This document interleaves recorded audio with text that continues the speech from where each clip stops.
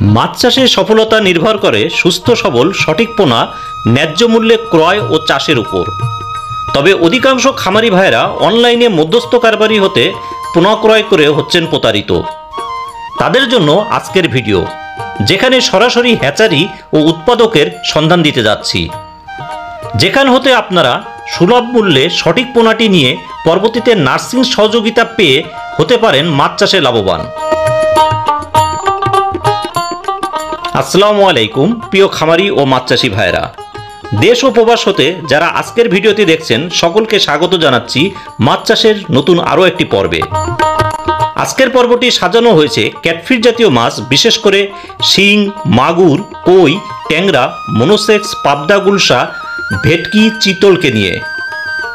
আর আজকের ভিডিওতে প্রথমবারের মতো পরিচয় করাতে যাচ্ছি এমন একজন ব্যক্তির সাথে, যিনি দীর্ঘ 15 বছরেরও বেশি সময় ধরে ক্যাটফিশ জাতীয় মাছের রেণু পোনা উৎপাদন ও বিক্রয় কাজে জড়িত। তার এই কাজের জন্য নিজ বাড়ির আঙ্গিনায় গড়ে তুলেছেন বিশাল এক হ্যাচিং শিল্প, যেখান হতে উৎপাদিত রেণু পরবর্তীতে 30টিরও অধিক নার্সিং পুকুরে রেখে চারা পোনায় রূপান্তর করেন। তার এই বিশাল কর্মযজ্ঞে বিভিন্ন খামারিরা আসেন এখান হতে রেণু ও পোনা সংগ্রহ করে পুনরায় বিক্রির উদ্দেশ্যে। আপনারা জানেন, দেশের বৃহৎ মাছের পোনা উৎপাদন অঞ্চল যশোর জেলার চাষড়া। আর এ অঞ্চলে ক্যাটফিশ জাতীয় মাছের জনক হিসেবে পরিচিতি লাভ করেছেন গাজীপুরের এই ইসাক ভাই। আজ আমরা জানবো কিভাবে তিনি একজন খামারি হতে হ্যাচারির মালিক হলেন, সেই সফলতার গল্প।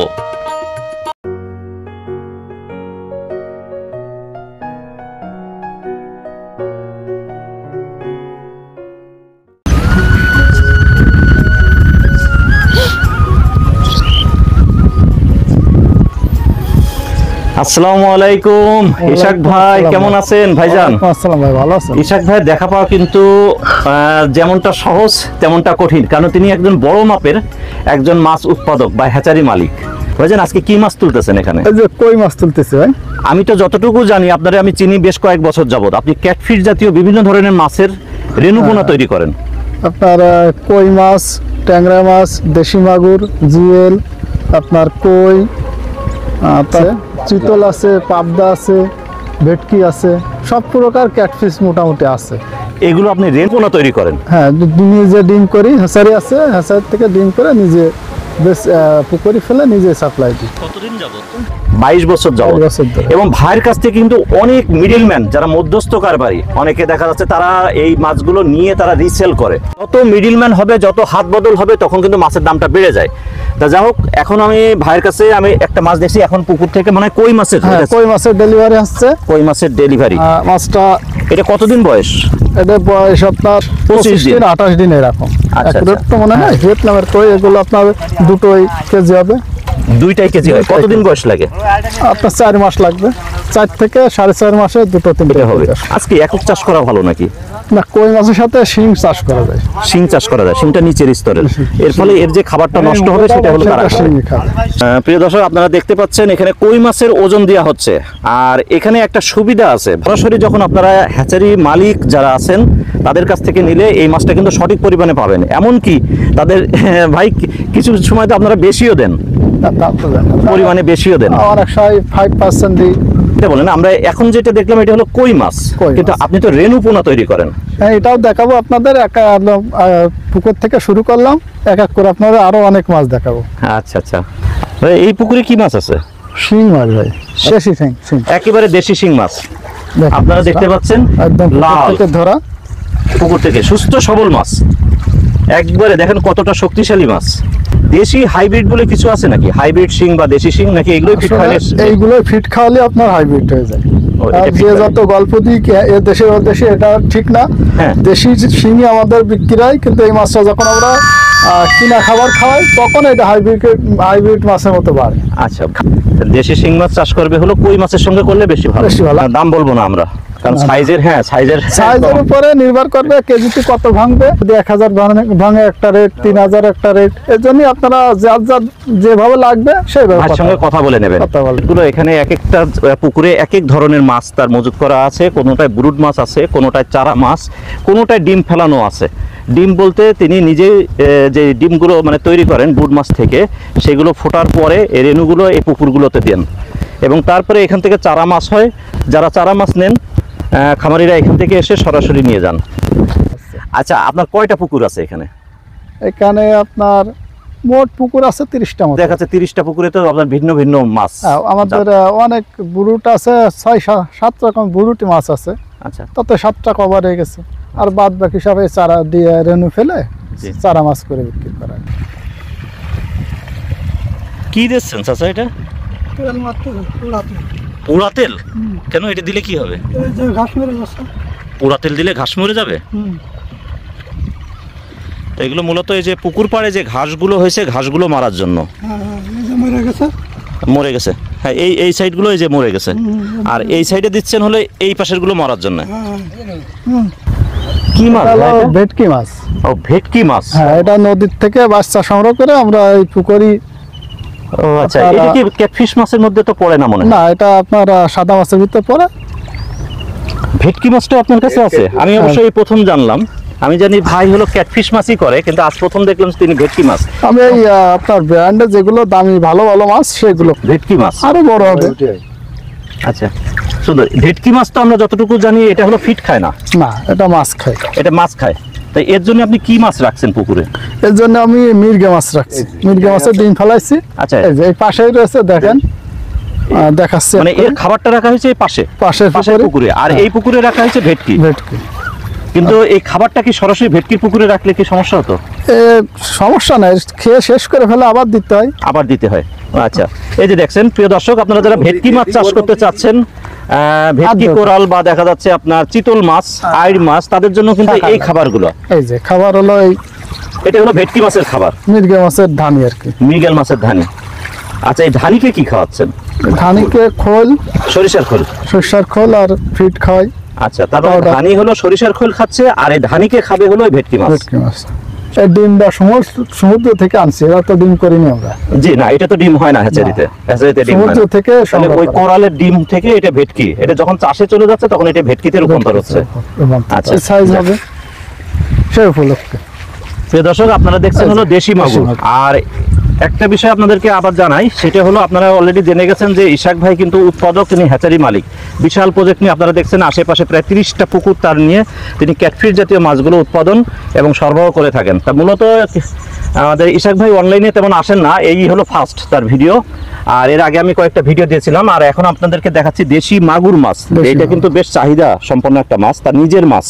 দেশি মাগুর মাছের চিনার পদ্ধতি আপনারা দেখেন, গায়ে দোয়া কাটা দাগ। প্রতিটা মাছে অনেকে বলে ভাই দোয়া কাটা দাগ না হলে আমরা নেব না, আমরা লাল মাগুর নেব, কিন্তু ওইগুলোই মূলত আপনার হাইব্রিড। ও আচ্ছা আচ্ছা, লাল মাগুর হলে। হ্যাঁ, নদীর মাছ, এটাও নদীর মাছ।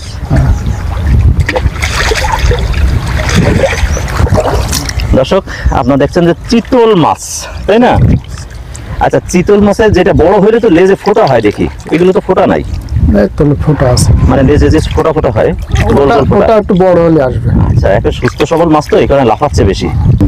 আচ্ছা, আমাকে একটু বলেন, হ্যাঁ, চিতল মাছ কিছু ভাইরা নিয়েছে, কিন্তু বলে কি ভাই আমি তো পর্যাপ্ত পরিমাণে, এরা তো মাছই খায়, ওই যে কানপোনা বা ফেদি মাছ অথবা এটা সাধারণত চিতল মাছ আপনার যারা করে তারা ছোটখাটো জায়গায় করলে হবে না। ম্যাক্সিমাম জি আপনার 10 বিঘের নিচে জায়গা দেওয়া যাবে না।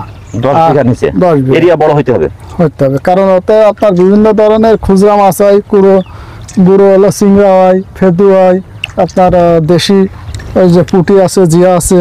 আচ্ছা, ওগুলো খেয়ে মূলত বড় হয়। প্রতিটা পুকুর ধরে ধরে বিভিন্ন ধরনের মাছ এবং তার ভিতরে ক্যাটাগরি, এগুলো ধরতে গেলে আসলে কয়েকটা দিন লাগবে প্রতিবেদন করতে।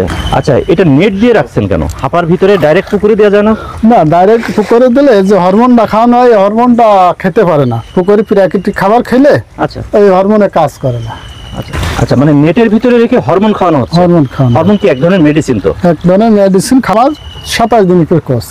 27 দিনের একটা ডোজ। এটা ডোজটা কমপ্লিট করলে কতদিন পর্যন্ত এর মানে ডিউরেশনটা থাকবে, মানে বাচ্চা দিবে না? ম্যাক্সিমাম আপনার 8 মাস। 8 মাস পর্যন্ত মেয়াদ থাকে এই ডোজের মেয়াদটা। যখন আস্তে আস্তে বেশি করবো তখন সব রকম থাকবে। কিছু পার্টি মাছ নেওয়ার পরে বলে কি ভাই আমি 2 মাস রাখছি, হ্যাঁ এর ভিতরে বাচ্চা দিয়ে দিছে, ছেড়ে দেন। তারা সঠিক জায়গাতে নেই না মাছ।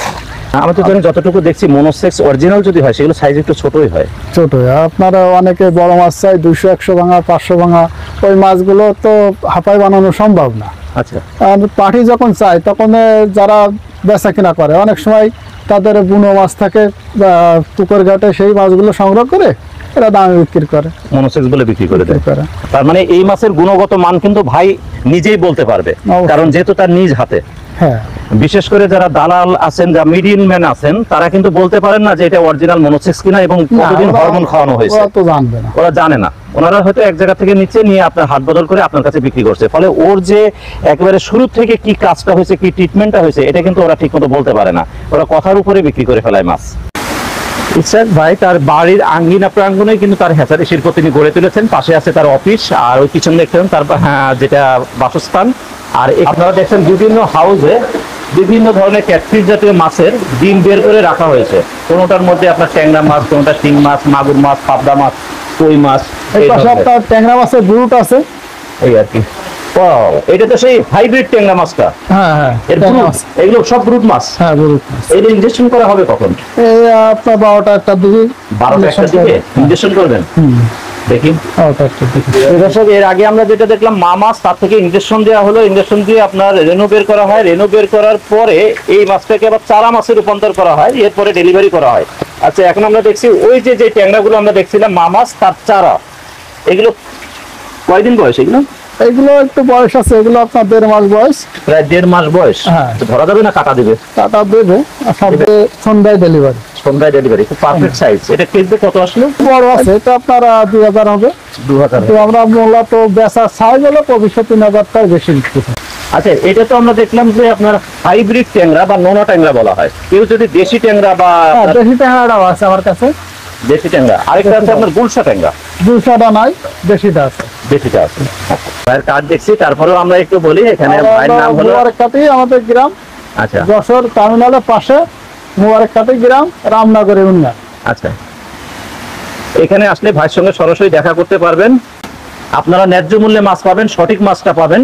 আর ভাই চেষ্টা করবে পরবর্তীতে এই মাছগুলো আপনাদেরকে পাঠানোর। পাবদা মাছের ডিম। পাবদা মাছের জন্য বলা। ও, এত ছোট ছোট।